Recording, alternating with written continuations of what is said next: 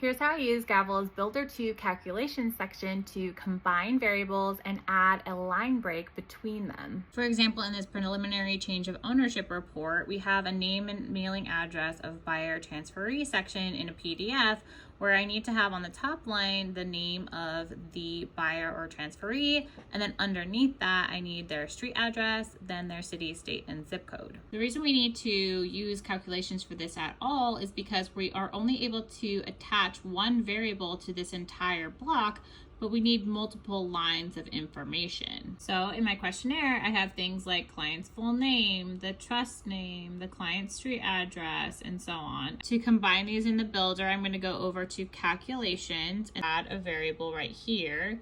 And the variable I'm going to call it here is trust name and address block. In here, we can use functions like concatenate, and then we can refer to variables like the trust name and the client street address and whatever else, and include things like a new line. So let's try building this out together. Under formula or fallback value, I'm going to go down to where it says function, and I'm going to say concatenate. Choose trust name. Then I need to close this out with a comma, add a new line. So I'm actually going to say enter text, and I'm going to put a backward slash and an N. That's going to give me a new line. Then go out to the end of this quote and add a comma. After the trust name, I want to have the client's street address. Close that out with a comma, enter text. That one's going to be a new line, slash N. Then close that out with a comma. Then underneath that, we're going to have the client's city. Close that out. Enter text, which is going to be a comma.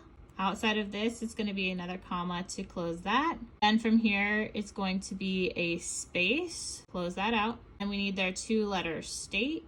Close that out. And then we need a space. Close it out. And then finally, we just need their zip. So when this comes out, it's going to come out with the trust name variable on the top, then underneath that, the client's street, then underneath that, the client's city, a comma and then a space, the client's 2-letter state, then a space, then the client's zip.